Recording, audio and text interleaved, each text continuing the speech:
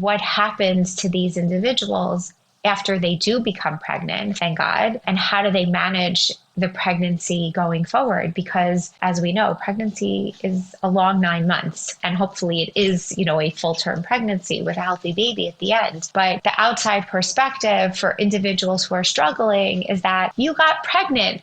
Great, everything will be fine now. But seeing those two pink lines doesn't give you the guarantee that you're taking home a baby in 9 months. Giving birth is one of the most significant events of your life. Sadly, the joy that you should feel can often be replaced with anxiety and helplessness instead. As a labor and delivery nurse, I'm revealing insider information to educate you, reassure you, and decrease your fear. In this podcast, you'll hear empowering birth stories and experts weigh in on a range of topics. Being Jewish also has me exploring Judaism's influence on the reproductive experience. However, I speak to anyone wishing to navigate their journey with more joy and confidence. I'm your host, Chani Fingerer, and you're listening to the Happy Birthway Podcast. The Jewish weekly day of rest, Shabbos, is so precious and sacred. However, many women find it challenging to refrain from applying makeup on this festive day, and some are even hesitant to leave the house. Enter Seventh Day Shine, a revolutionary skincare and makeup line that can be applied on Shabbos while keeping halacha. Their foundation, blush, bronzer, eyeshadow, and eyeliner and lip powders come in a huge array of colors, and their application brushes are so luxurious. My favorite product is Luminosity, an intensely hydrating and refreshingly scented serum that's especially formulated for permissible application on Shabbos. Check out their full line on seventhDayShine.com. That's the number 7, THDAYSHINE.com and enter Birthway10 for 10% off your purchase. Find the link in the episode show notes. It takes time and practice to master the skill of the newborn swaddle. So here's my hack. Go to elliesandco.com. Among their full line of gorgeous, high-quality baby bedding and layette sets, you will find adjustable swaddle blankets that take out all the guesswork. With a pocket for baby's legs and adjustable wings with secure closures, your baby's swaddle will be perfect every time. Go to elliesandco.com. That's ELYSANDCO.com and enter BW10 for 10% off your purchase. Link in the episode show notes. Welcome to another episode of the Happy Birthway Podcast. To my dear audience, I know that your time is valuable and precious, and I'm so honored that you used it to listen to this episode. If you are enjoying this podcast, please consider leaving a review and rating it on Apple Podcasts. If you are listening to this podcast through any other platform, then please consider subscribing so that you don't miss another episode. And doing these things really helps us get out there and reach more people. Today, I am interviewing a guest that I have an extraordinary amount of respect for, and I've learned so much from her. Please meet Aimee Baron, MD, FAAP. She is the founder and executive director of I Was Supposed to Have a Baby, a nonprofit organization that utilizes social media to support Jewish individuals and families as they are struggling to have a child. It provides a warm and nurturing space for those going through infertility, pregnancy loss, infant loss, surrogacy, or adoption, in addition to connecting those families to resources in the Jewish community at large. Dr. Baron was formerly the Director of Innovation and Growth at Nechama Comfort and has also worked as an attending pediatrician in the newborn nursery and neonatal intensive care unit at St. Luke's Roosevelt Hospital before taking a leave of absence after her third miscarriage. She lives in the New York area with her family. Aimee, thank you so much for taking this time to talk to us. The audience is going to have so much to learn from you, and I really appreciate it. So, being that you deal a lot with infertility, that's basically all you deal with. Being that you deal with people who have infertility, thankfully, I'm sure you have many that go on to have a pregnancy. And I can only imagine how anxiety provoking a pregnancy can be after finally getting that good thing that you've been longing for that may have seemed so far away. What can you tell me about your experiences? Do you continue to support people who have achieved pregnancy after trying for so long? Absolutely. So first of all, Hani, I should just say that yes, you're 1,000% right in that the bulk of the work that I do is infertility. But when you say infertility and when I say infertility, I just want to make sure we're all and the audience, we're all clear with sort of what the definition of infertility is, Yes. because Yes, if yes. infertility, for some people is a very narrow definition, is a very narrow diagnosis of I'm unable medically to have a child. And so what I deal with is that, but I also deal with all of the other aspects of the sort of the lesser known pieces or the lesser spoken about pieces of infertility. The individuals who aren't having children because they're dealing with mental health issues, anxiety, depression, whatever else, and their diagnosis is just too much and getting pregnant would be too much for them. The individuals who have some kind of medical disorder or medical condition that prevent them from getting pregnant health wise, the individuals who can't get pregnant because of finances or they're living in different locations or 1,000 other reasons. But also, when I think of just infertility in general, someone who's struggling to have a child, sometimes, not sometimes, but that also means people who can get pregnant but can't carry that baby to fruition, can't bring home that baby, that healthy baby after 9 months. And so those individuals are struggling exactly in the same way. So I deal with all aspects of infertility. So I just wanted to sort of lay that out there to begin with. Yes, it's such a wide, the word infertility is such a wide spectrum. It's such a huge umbrella of different details and specifics. And myself being in the perinatal field, of course, I have quite a number of patients who have struggled to get pregnant in one way or another. And I thought I knew so much, but following you, basically since the beginning, I believe, of your account has taught me so much more. And yes, like you say, there are some people that are actively preventing pregnancy for numerous reasons, kind of against their will. They wish their circumstances were such that they can get pregnant. And I actually also want to mention those who are single, they haven't found their intended partner yet and desperately want to build a family, but again, don't find Right, themselves. circumstantially, exactly. Yeah. Exactly. Thank you for, look, the point of doing what I do is to really to educate and to sensitize people. So thank you. Yes.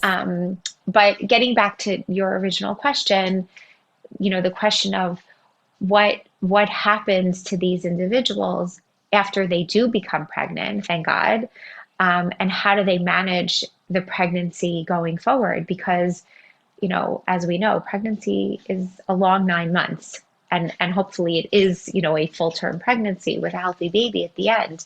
But, a lot of people, I think, the outside perspective for individuals who are struggling is that, oh, like you got pregnant, great, everything will be fine now. And it just, like, because you deal with these women as well. And I know because this is so much of what I do, that seeing those two pink lines on your home pregnancy test or getting that positive beta at your reproductive endocrinologist's office, like it means you're pregnant, yes, but it doesn't give you the guarantee that you're taking home a baby in 9 months. And so there's still every single day of that pregnancy where you don't know what's going to be the next day. And look, this is obviously, for individuals who go through loss, their naivete about how pregnancy, positive pregnancy test equals take home baby, that's been shattered. And so they know that. But what people don't realize is that individuals who are going through, the strict, as we say, like the stricter medical definition of infertility, like they're often so traumatized from going through months, years, however long, of multiple fertility treatments, of doctor's appointments, shots, medications, ultrasounds, you name it, that they know that for them, it's not like it took so much for them to get there. And they know that things could be taken away also in a second. And so they too embark upon this pregnancy like really walking on eggshells. I just can't imagine. It's such a roller coaster of emotions, especially when we take someone who's had losses and early losses too, and the insane amount of money that it costs for some of these treatments like IVF, IUI, and then just getting those two lines, those two pink lines, only to have a loss a month or two later or several weeks later. I just can't imagine that roller coaster of emotions. You're exactly right. Exactly right. Brené Brown, I love her. Do you know Brené Brown? She's amazing. She's amazing. Yeah. So for those who don't know her, she's just an incredible researcher she's a social worker and a researcher on shame and on just a lot of human psychology. Empathy. She's amazing on empathy. Yeah. Yes, yes. And she talks about how one of the hardest emotions to lean into is joy, because we think that if we have this, if we keep ourselves kind of on guard for when the shoe's going to drop, for when something bad is going to happen to us, then we think that we can protect ourselves from the disappointment if it actually really does happen. And I would think that this would be so applicable to someone who's had infertility and who felt like pregnancy was so far away, and then finally they have it. I'm sure that they also, even if they haven't experienced loss prior to this pregnancy, and even if the pregnancy advances into the later stages, I would think it's just hard to lean into that joy because it took so much work to get there. Yes. In my experience dealing with, thousands of women, what's interesting is that there seems to be sort of like two camps. There's sort of like the inward feelings of what the person is going through, and the outward display of like whatever they feel like showing everyone else. So, let's deal with the second first, right? Like they're finally pregnant. And like everyone around them is like, oh my God, this is amazing. Like you're finally at this place that you wanted to be for so long, obviously when they're telling whoever they're telling.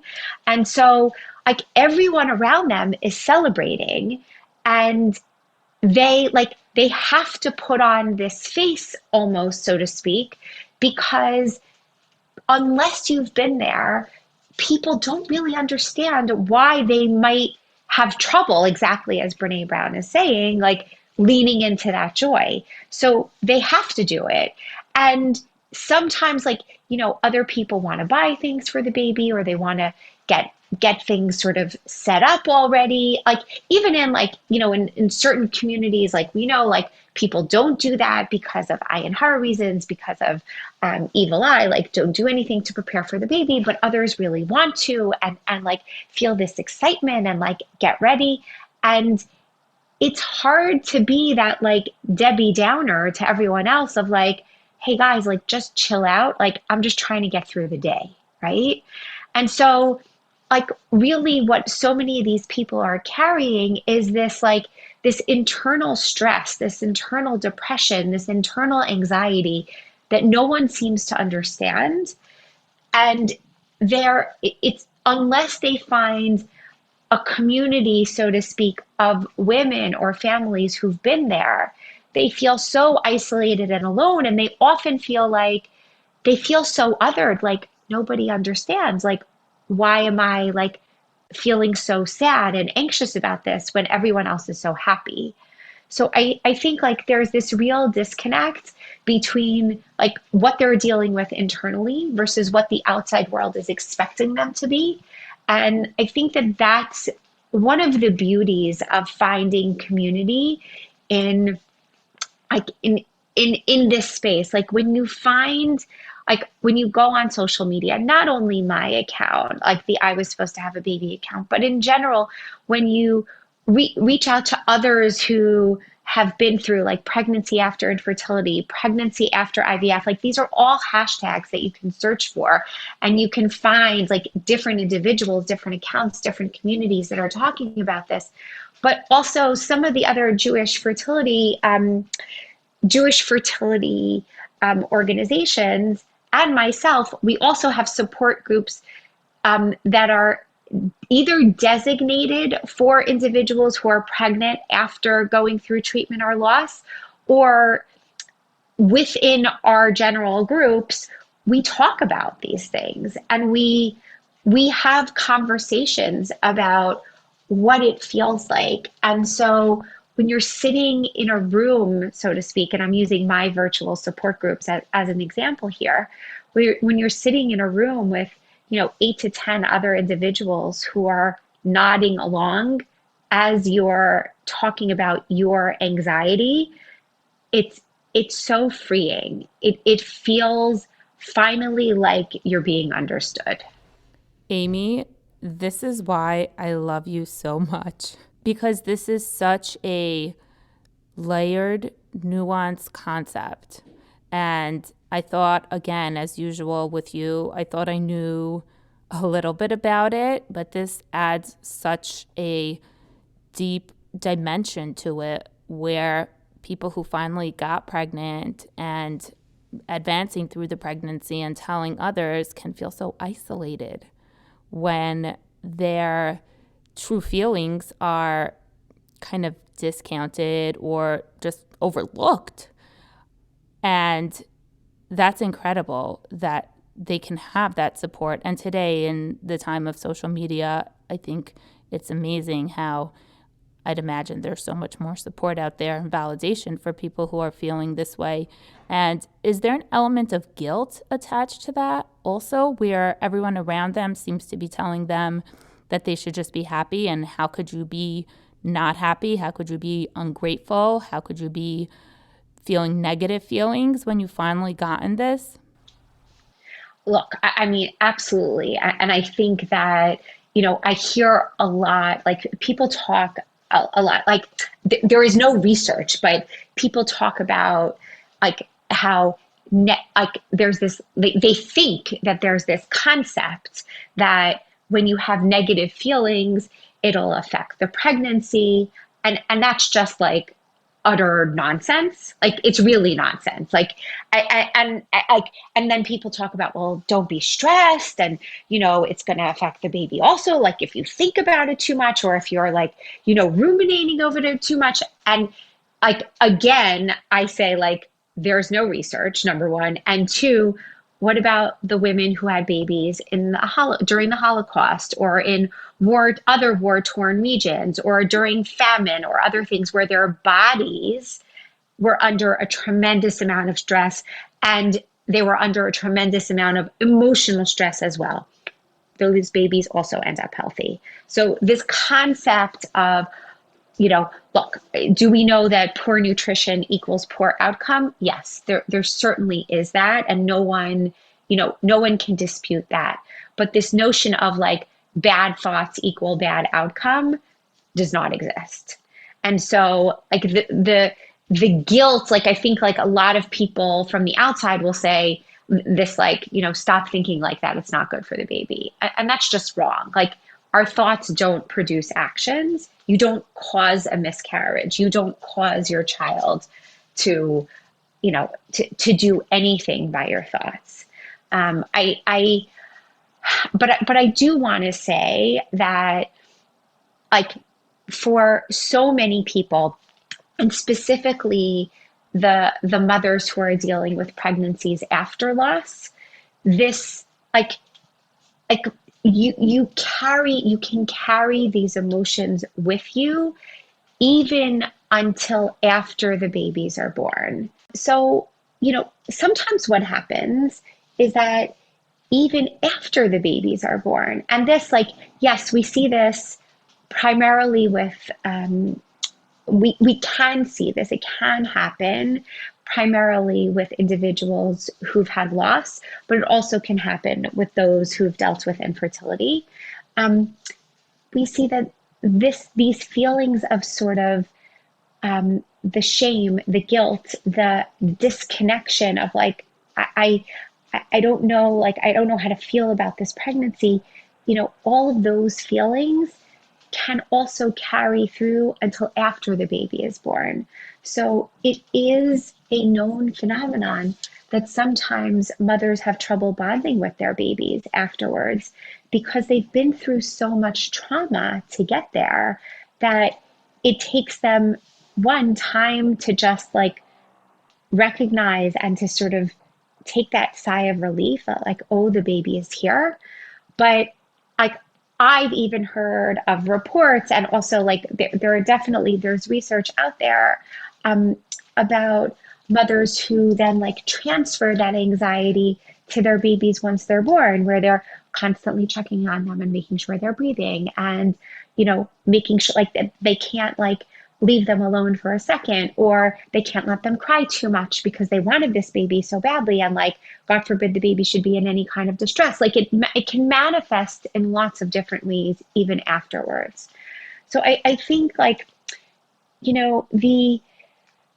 I think really the key for all of this, and I'd love to talk about some of the practical coping strategies that people can use. Yeah, I was going to ask you next. I want to do that, but I want to just, before we get to that, I want to just say that, so these kinds of feelings, while I would say normal or typical in any kind of situation like this, any pregnancy after a loss or infertility, look, there's what is typical and there's what's over the line and obsessive thoughts or compulsive thoughts or anxiety to the point of where you're having panic attacks or you're so depressed that you can't get out of bed. Things affecting your function of day-to-day life, right? That's when it kind of enters into the world of you need more help. And this is something that shouldn't be. It shouldn't affect your life so much that you cannot function. Correct. And that's the time to talk to your OB about it, to seek out a therapist, and maybe even a psychiatrist to get yourself medication. There are medications that are safe for pregnancy. If you're dealing with some of these issues that are causing you to, not be able to get through your day, or not be able to sleep, or not be able to eat, or to sleep, or to eat too much, any of these kinds of things, it's time to seek out extra help. And we're going to go through coping mechanisms in 1 second, but I just want to say, from me personally, I don't know how many of your listeners know my story, but my personal story, the bulk of my story in terms of my pregnancy and fertility journeys is really one of loss. And I had 4 second trimester losses in a row after my 3rd child. And and all of those were medically unexplained. Not that that matters in terms of the emotion of it. Well, I think because maybe knowing can give someone some kind of semblance of control, whether that be true or not. But it's just this feeling of, well, these are the things that we can do to keep the pregnancy going. Whereas for you, you felt powerless. There's nothing that you can actually do to keep the pregnancy going. Correct. It was horrible. But I'm telling you all of this now because, look, is it after the first loss? I was definitely, depressed, upset, all of the things that one experiences after, a 16-week loss. And it took me, I would say probably 4 to 6 weeks to kind of come back to myself. And with the resolve of like, okay, like my doctor was like, okay, it's fine, it's fine. It happens. Not that it's fine, but meaning it happens, it's a fluke, like deal with your grief, like do what you need to do, but like get up and try again. And when I was ready, we did. And then it happened again. And at that point, I was basically a mess. I was like, this is clearly not a fluke because it's happening again at the same exact point in the pregnancy. And so clearly there's something going on, but they were still unable to figure out why. Second trimester pregnancy loss is a lot less common than first trimester pregnancy loss. So I think it's just another factor that can make it just so confusing and scary. 1,000%. 1,000%. But here's what I'll say, that after the third loss, and then the fourth loss. I can't imagine. I just can't. Right. So after each loss, I was like, let me even say, forget about after the loss, those pregnancies, because that's really what we're talking about right now. Those pregnancies, I was a mess. Like, I was so anxiety filled, like the entire time. I basically didn't leave my house. I would only go for doctor's appointments. I didn't want to see anyone. I didn't want to talk to anyone. I like got it together to get my other kids out to go to school in the morning, and then dealt with them for the few hours that they were home after school before bedtime, and then collapsed back in bed again. Like that was basically my existence because I just wasn't functioning. And what I want to reiterate for all of you is that, and then when we had our last pregnancy with my twins, thank God, who are healthy and here, I was in therapy and I was on medication, because even though I like managed during those other 4 pregnancies, and like I pulled myself out each time, taking more and more time to grieve and coming back to myself. When we got pregnant with my twins, I was like, I was basically toast. Like I was like literally not functioning. And my husband and my OBs like were right on. They were like, you need to get yourself to therapy and you need medicine right now because you're never going to get through this pregnancy unless you do. And so I just want like, and I've shared this before, this is not a secret. Like I'm very public about it. There are some times when you need to reach outside yourself, even though you think you've got it and you think you're going to be okay. You need to reach out for outside help. And I'm so glad that I did. So I just wanted to share that piece. When you're in that situation, you're not necessarily realizing, looking from the outside, how you are doing. And like you said, it's very interesting. And we know it's common for those close to you to be the ones to really encourage and say, hey, listen, you need help. You think you're functioning, but you're really not. I see you. I know you. I know what you were like before this. And your OB, you must have had a very close relationship with, given all you've went through. So yeah, and there are perinatal psychiatrists and mental health specialists, and there are also infertility mental health specialists, and I imagine psychiatrists. I don't know specifically, but I'd imagine. So it's incredible that there are such subspecialties dealing with the specific challenges. Yes, and I will say just a specific plug for sort of women's mental health or reproductive mental health therapists or psychiatrists. Like when you're seeking out therapy and you're dealing with these issues, any issues surrounding infertility or loss or struggling to have a family, it really is important to go to someone or to try to get to someone who, if they don't have a specialty in this area, at least have some personal experience potentially, because general practitioners don't understand. I've heard many, many stories of individuals who just like, they go to therapy because that's what you do. But when you're not trained in this area, often those individuals don't know what to say and don't understand why you're so shattered by this. And they can exacerbate the actual challenges and make them even worse when they're a mental health professional that's supposed to be helping you, and this is what they're telling you. So it must be something's wrong with you if you're feeling otherwise. And the treatment is different too. Absolutely. So I want to give a specific plug for that as well.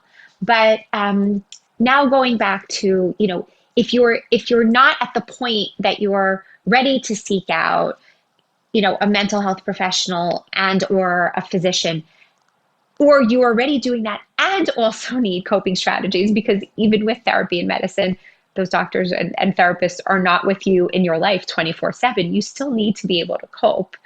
And so I always give different thoughts and strategies about what you can do, right? So some of those things are really like, I think there's again like two schools of thought here. One is to lean into it and to acknowledge it and to educate and sensitize other people around you to what you're going through. So, it's the like acknowledging of your feelings, the validating, the you're not crazy, you're going through this and it's okay. It's that piece. Like some people feel like when they're supported by lots and lots of other people, not only social media, not only support groups, but when they like really explain it to others in their life, people who they know will be supportive, who can understand when they need to complain or feel scared and are not just going to say like, oh, everything's going to be fine. Like that like leaning into the emotions are really helpful. That piece is really helpful for some people. For others, they don't want to think about the pregnancy at all. They want to do everything possible to pretend that, distract themselves and pretend the pregnancy doesn't exist because it's too stressful to even think about it. And we know that it's not necessarily denial. We know that there is a place for distraction as a coping mechanism for anxiety. Totally. So that's really what it is. It's the I'm so nervous about this, but I don't want to think about it. I can't think about it. So I'm going to be busy with everything under the sun except for that. So it's the like I always recommend to people, like personally, I was a distraction person. Like I needed distraction. Thinking about my feelings just made it worse. But when I say that to some people, they're like, my God, I would never want to distract like everybody has a very specific way of the way they want to deal with it. And also you can change your mind. One day it might be distraction, another day it might be validation. But if you're in the distraction camp, like I was, so like I always give like these kinds of suggestions, which is like take on a home improvement project, start doing different classes and different hobbies, clean out your closets. Your wedding album or your this album or your that album, which like the 12 million pictures that you've never put into albums, that's a great project that can keep you busy for like years and years and years, right? Like I have given jobs to people who just like need something to do. It's getting yourself out, meeting with people, like volunteering. It's keeping, like I always say also, like you need two different lists of things. You need a weekday list and you need a Shabbos list, because on the weekdays, you have the advantage of going places, talking to people, using electronics, listening to podcasts, watching videos, watching movies, listening to music. You can do 1,000 things to keep you distracted, right? On Shabbos or on Yantif. For those who are unaffiliated, Shabbos is the Jewish day of rest on Saturday, where there are many restrictions such as using electronics and driving. And Yantif is holidays, and there are many similar restrictions. So the other list is the the Shabbos, the Sabbath list, the list of things that you can do when you don't have access to electricity, you don't have access to electronics.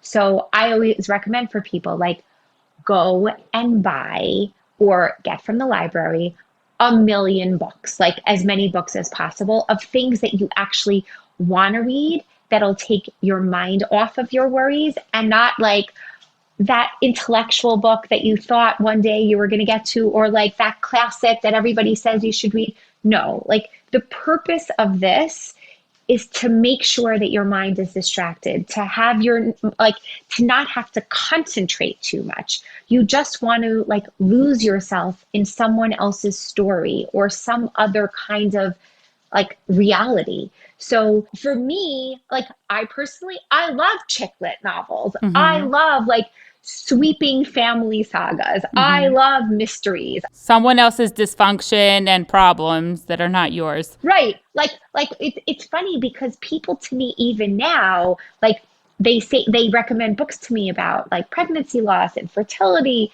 struggling, or TV shows where like this topic is mentioned. And I'm always like, yeah, no, thanks. Like, honestly, that's the work that I do. I'm not interested in spending my free time when I want to be distracted from my reality in the same way that people do in this situation.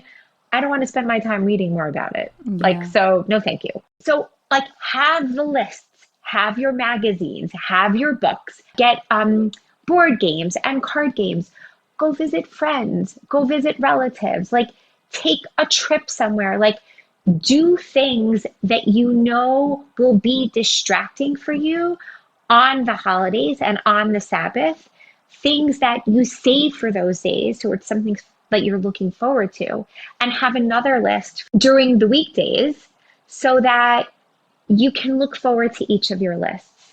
But what I always say to people, and I give them homework, is I say, make your lists of those things that you will go to when you're feeling a tremendous amount of anxiety, a tremendous amount of like just panic, or like you can't focus on anything else.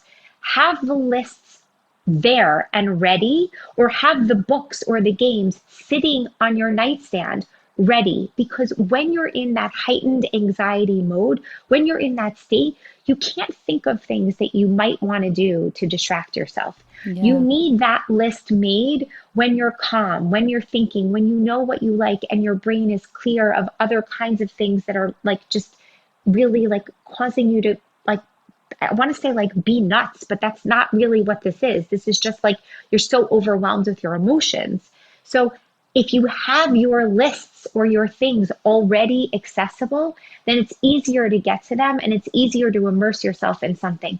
If you're like trying to grapple and think of something when you're in that state, it's never going to work. Yeah, so be proactive. Yes. Have that list handy and you know that you have it. And I'm sure that just even the knowledge that you've got a good plan may help alleviate some of the anxiety. Yes. And I'll just say one thing about sleep, which I think is also really important, sleep and eating.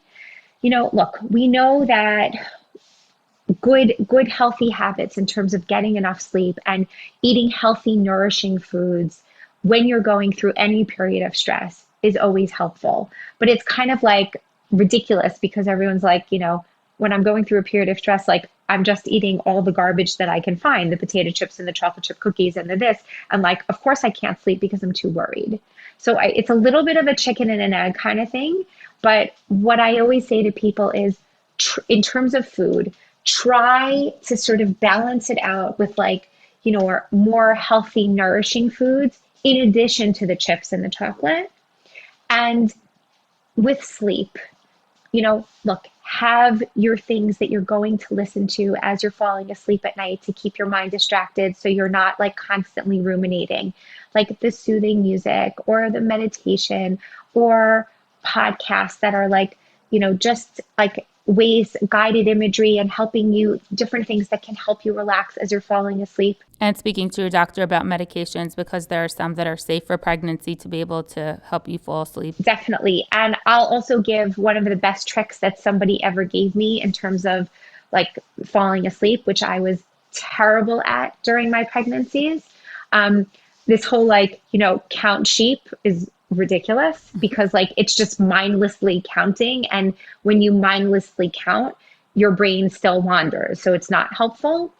What someone told me is that if you can get your mind focused on a different activity, like actively focused on something as opposed to just mindlessly counting sheep, so to speak, it's easier for the mind to then relax. Yeah. So the best trick that somebody gave me, which always works for me, I shouldn't say always, I should say most of the time did work for me and continues to work for me when I have trouble falling asleep, is taking the letters of like my name or taking the letters of anything.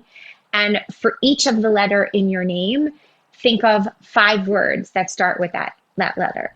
And then go through each, because your brain is like actively thinking of something, it gets to a point where you're just not thinking about your anxiety anymore. Yeah. And that's my tip that's worked for me. So I'm just sharing it with all of you. That's a great tip. Thank you. This is so practical. Thank you so much for the validation and for bringing this up for people who may be listening that themselves have not gone through it, but will know someone that's going through it. I'm sure it's going to give them new insight and understanding of what someone that's close to them may be feeling truly, and that they shouldn't just keep on, thinking positive and being so excited and maybe even just not even bringing it up or talking about it, giving the person space to bring it up on their own if they want to, or even open communication. Absolutely. Aimee, thank you so much. This has been great. You have such a treasure trove of knowledge and insight. I can't wait for you to come back on and talk about yet another one of the brilliant things that you have to say. Hani, thank you. I relish every opportunity to be able to give out more education and sensitivity to the general public and for people for themselves as well as they're going through this. So thank you for the opportunity also. Thanks for tuning into the Happy Birthway podcast. Head over to Yoledet Academy on Instagram to continue the conversation. You'll find the link in the episode show notes, as well as links to any additional resources, products, and services mentioned here. If you love listening to this show, you can help it grow by sharing it with your friends and rating and reviewing it. To stay in the loop when new episodes are released, make sure to subscribe. Remember that your health needs are unique and require individualized medical advice. The podcast is not a replacement, and some of the information may not be appropriate for your specific circumstances. My mission is to educate you so that you can confidently collaborate with your healthcare team. I believe that a healthy mom and healthy baby are simply not enough. We also need a happy mom with an empowering birth experience.